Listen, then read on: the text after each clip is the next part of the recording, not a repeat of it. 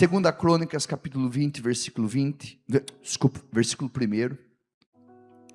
Segunda Crônicas 20, 1. Depois disso, os exércitos dos Moabitas, dos Amonitas e alguns Meunitas declararam guerra a Josafá. Mensageiros informaram a Josafá: um exército enorme de Edom vem de além do Mar Morto contra o rei, já está em Hazazon Tamar, isto é, em Gede. Josafá ficou amedrontada com essa notícia e pediu orientação ao Senhor.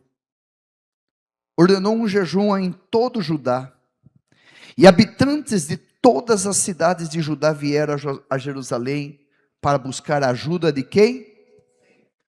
O poderoso de Israel. Obrigado por todos que aqui estão nessa última reunião do dia.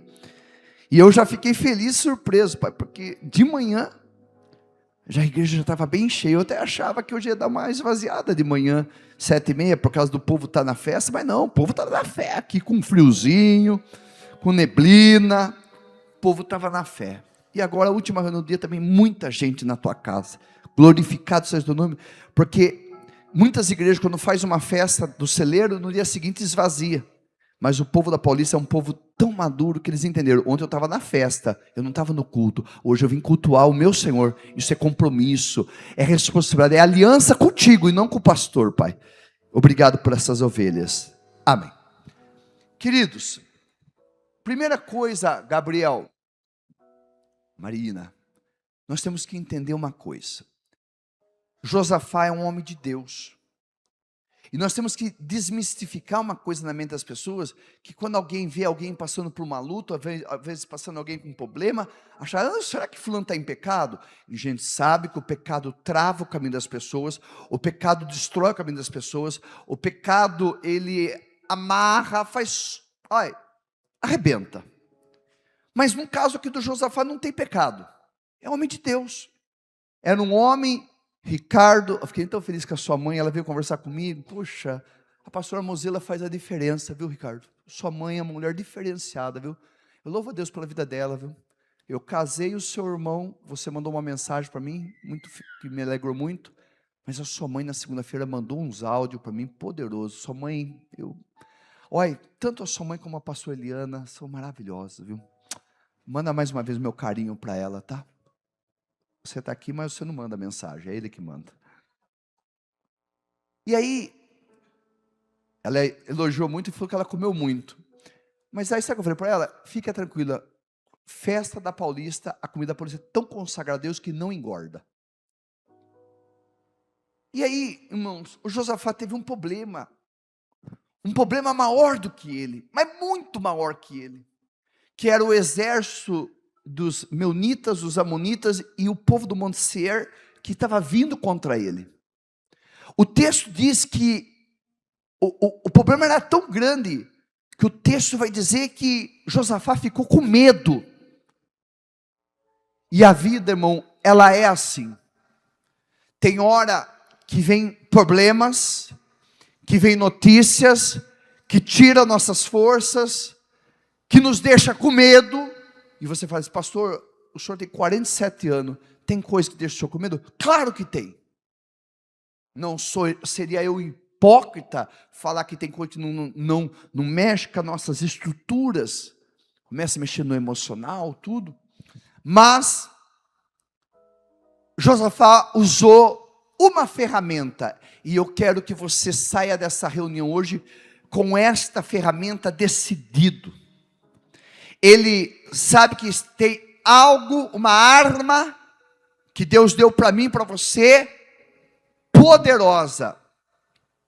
E aí, irmão, quando você usa essa arma, pode ser gigante, pode ser os inimigos 10, 20, 1000 vezes maior que você vai vencer.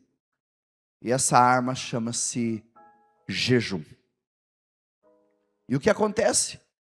Josafá chama todo mundo no pátio do templo, faz uma oração junto com o povo, e ele conclama todo mundo a jejuar em favor dessa causa.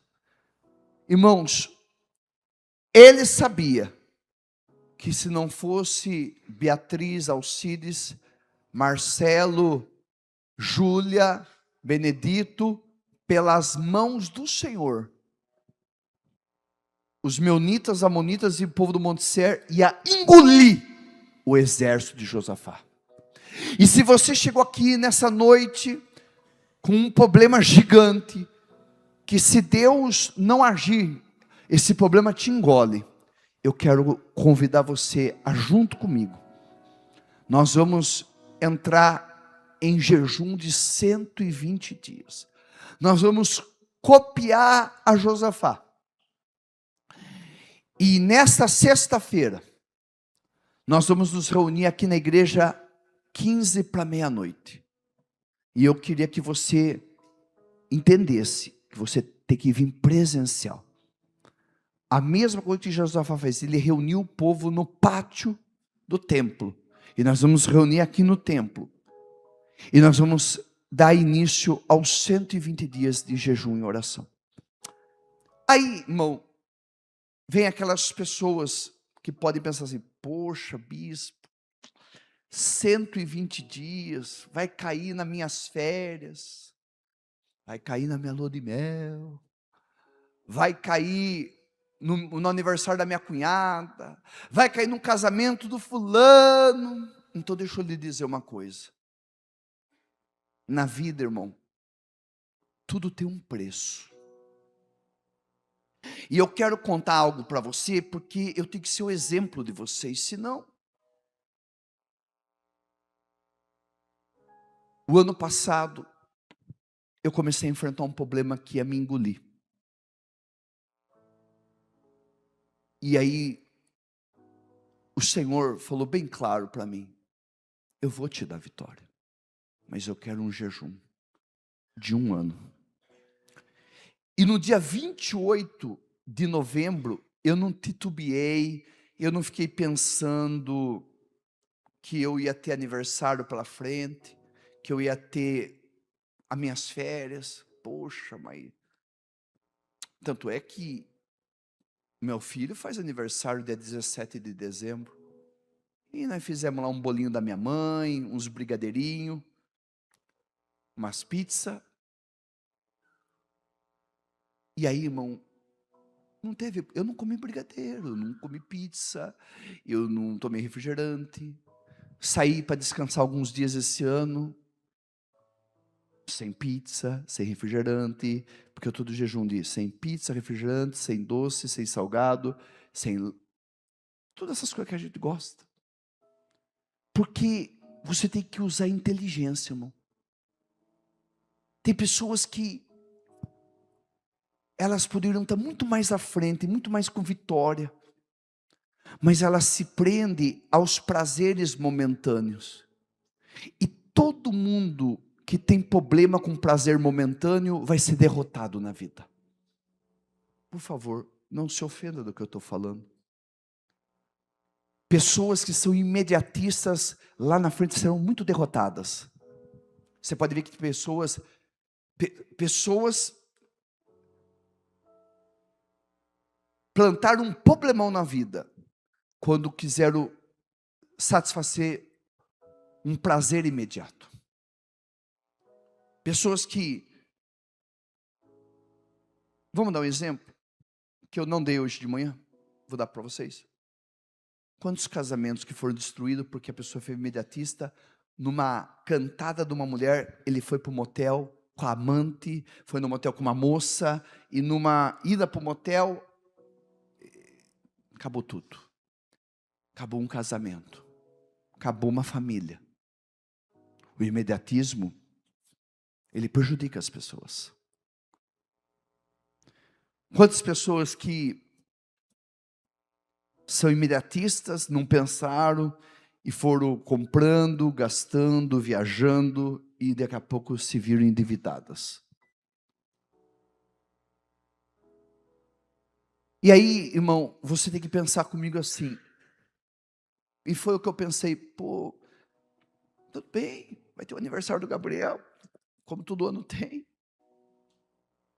Vou ficar um aniversário sem comer as coisas do aniversário. Fui lá no aniversário, fiquei o aniversário inteiro tomando água. Água com gás. Passou o aniversário, eu não morri. Fui tirar uns dias de férias, quando tirei minhas férias desse ano. Não comi nada de guloseima. Não morri. Só que tem uma coisa aqui dentro de mim. Dia 28 de novembro, vai acabar os 120 dias e também acaba o meu jejum de um ano. E eu vou estar com a minha vitória na minha mão. Agora, tem pessoas que elas pensam pequeno. Ai, mas tem um casamento que eu vou. Ai, mas é o casamento. E o casamento, Elaine, vai durar 6 horas. 6 horas de brigadeiro do casamento, 6 horas de comer tudo aquilo do casamento. Só que o casamento vai passar. E a derrota vai continuar. Olha a música que o Emanuel cantou. Se eu me humilhar diante do teu altar e sacrificar aquilo que me custar. O que vai chamar a atenção de Deus se eu sacrificar aquilo que me custa? Eu tenho certeza que quando Deus viu, pô, o Fabrício é determinado. Não teve aniversário do filho que segurou ele de fazer um jejum para mim. Não teve viagem de férias que fez o Fabrício. E eu vou falar, eu gosto de elogiar minhas ovelhas, que são exemplo. O Ricardo e a Camila, para mim, eles foram minhas primeiras inspirações. Quando eles foram para os Estados Unidos, eles contaram uma vez, de jejum. Foram para a terra do tio Sam, da terra do sanduíche, não foi? E não comeram sanduíche, não comeram pizza. E não venceram, então ia arrebentando. E Deus não é a vida deles. Depois, Deus é tão bom, honraram tanto Deus, que depois Deus deu uma viagem para eles para a Suíça. Foram para a Suíça. Você foi para Santa Catarina de jejum? Foi aquele jejum que você caiu, que você entregou na hora da viagem?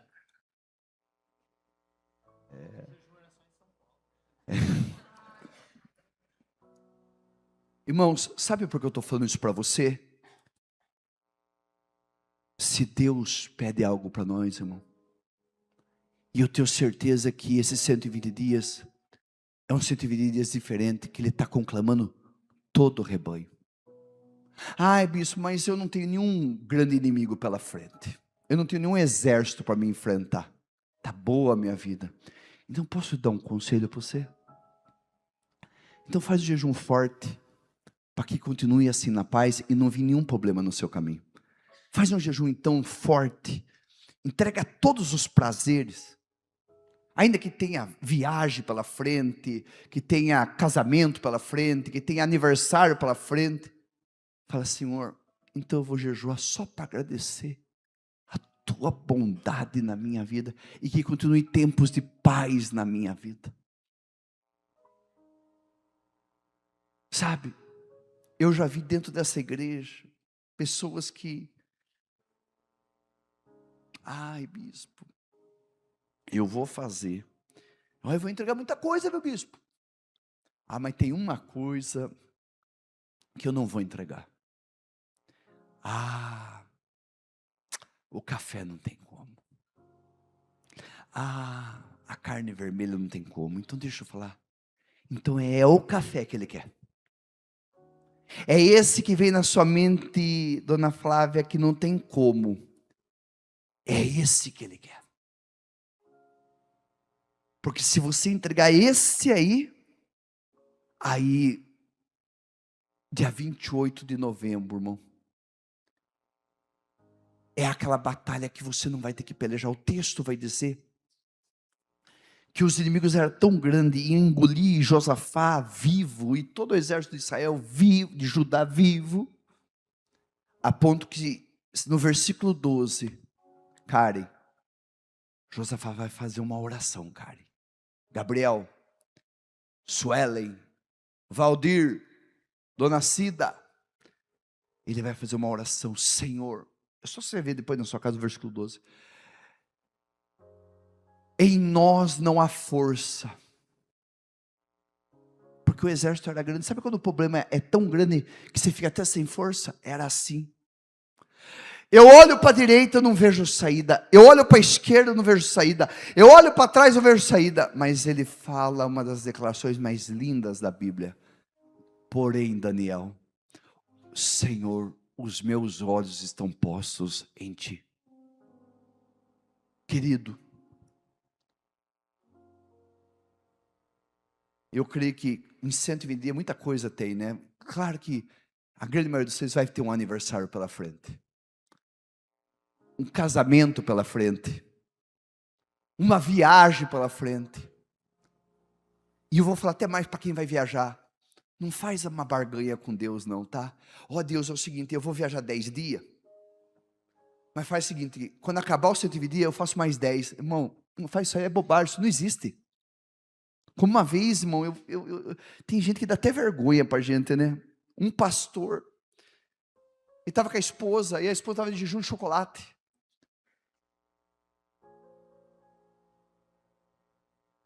Ela falou, amor, eu estou com uma vontade de comer chocolate. Ele virou e falou assim, transfere o seu jejum para mim.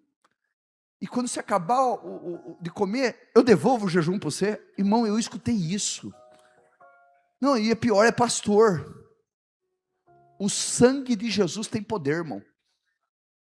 Tem que converter de novo.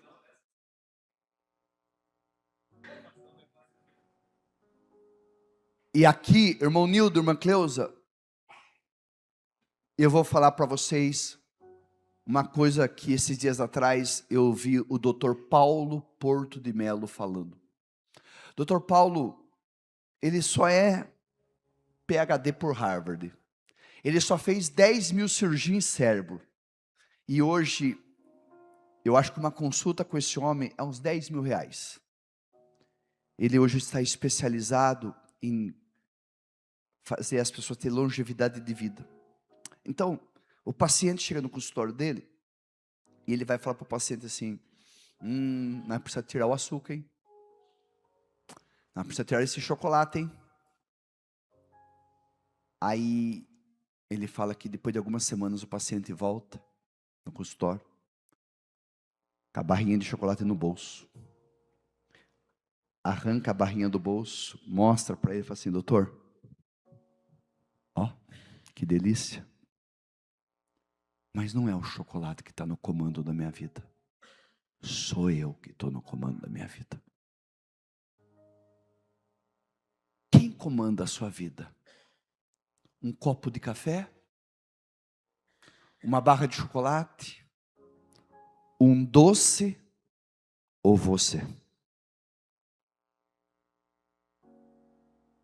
Sabe por que a Marina é médica? Porque a Marina está no comando da vida dela. Talvez teve muitos dias que ela estava morrendo de sono.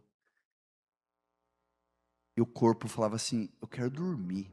Mas ela sabia que se ela não estudasse, ela ia mal na prova no dia seguinte. Ela precisava ir bem na prova.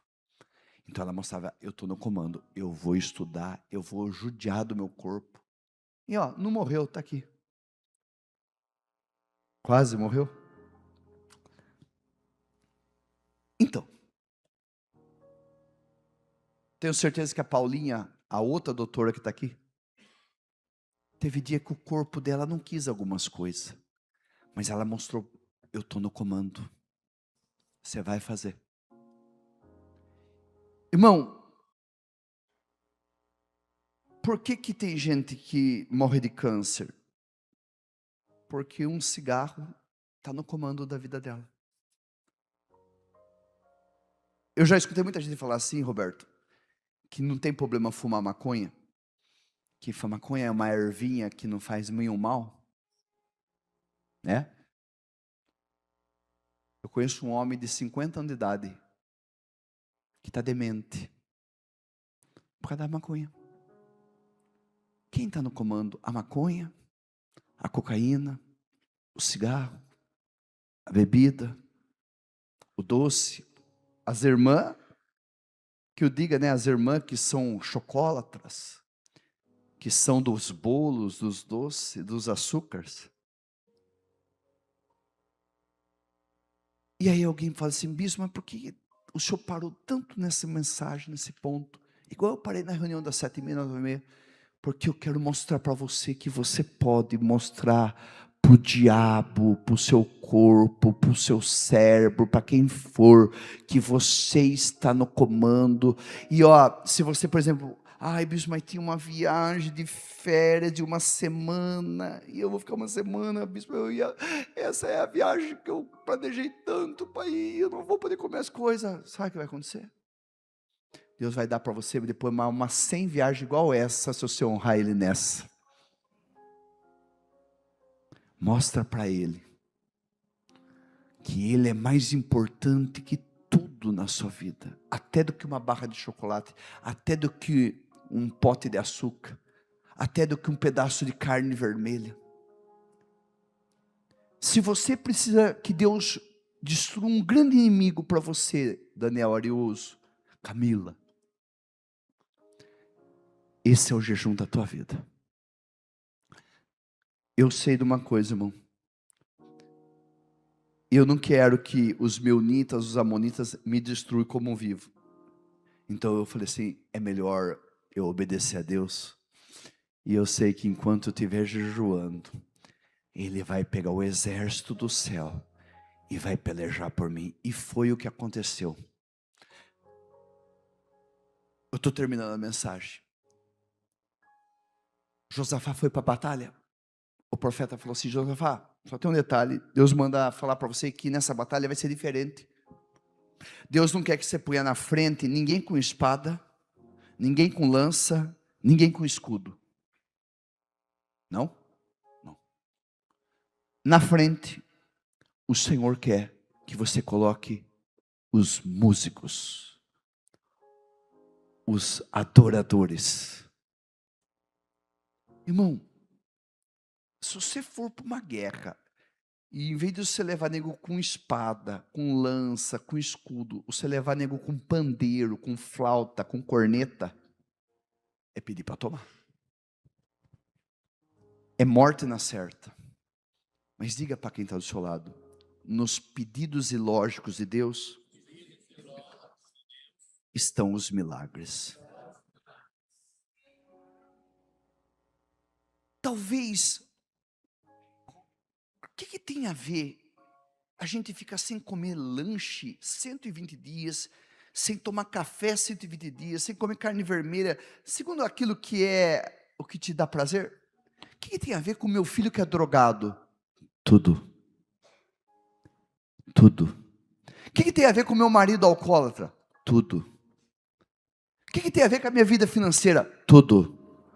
Porque enquanto você se consagra a Deus, Ele vai pelejar por você, porque diz assim o texto, nesta batalha não tereis de pelejar, vocês irão para a batalha, vão adorar a mim, e o povo foi e obedeceu os pandeiros na frente, as cornetas na frente, as flautas na frente, e quando eles chegaram diante dos exércitos do inimigo, que era infinitamente maior, a Bíblia, o texto sagrado vai dizer que eles começaram a cantar, porque Ele é bom, seu amor dura para sempre, está no texto, porque Ele é bom, seu amor dura para sempre. Isso aconteceu enquanto eles cantavam, o Espírito do Senhor desce sobre o exército inimigo de confusão, e eles começam a lutar contra eles mesmos, o exército amonita contra o meunita, contra o Monte Ser, eles começam a tacar a espada um no outro, tacar a lança um no outro,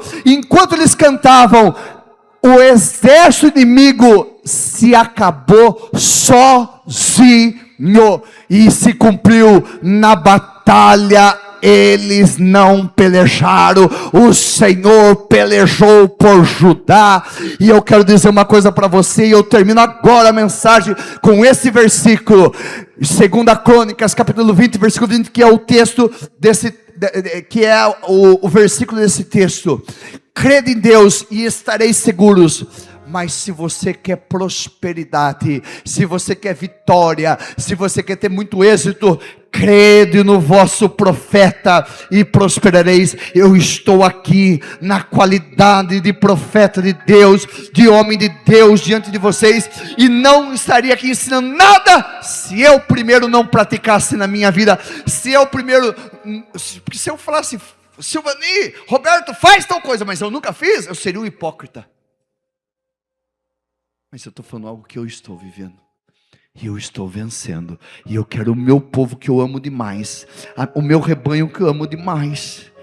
Eu falei para o Cristiano, ontem o Cristiano chegou na festa com o Cali, com o Pedrinho. Eu estava ali fora. E ele estava ali perto ali das barracas ali. Eu falei, Cris, Li, sabe isso aqui, ó? Isso aqui é a minha vida. A obra de Deus é a minha vida. Para mim subir aqui e ensinar você é com amor. Vamos supor que a Flavinha fala assim, eu não vou jejuar coisa nenhuma, eu vou fazer do meu jeito. Eu fiz minha parte. Sabe quando aquele pai fala assim para o filho, filho, é melhor se estudar, se você quiser ir bem na vida. E aquele filho fala assim, eu não vou estudar. E quando chegar lá na frente, irmão, é aquele filho que vai ser um derrotado porque não estudou. Não vai ser o pai. Se você, por exemplo, fala assim, eu não vou fazer desse jeito, eu vou fazer do meu jeito. Está tudo certo. Dia 28, irmão, vai acabar o jejum. Eu vou estar na vitória. Aí é você, o que você plantar, que vai terminar. Como vai estar a sua vida? Se tiver alguma coisa que você precisa romper muito, é você, não vai ser eu. Eu só acho que você tem que mostrar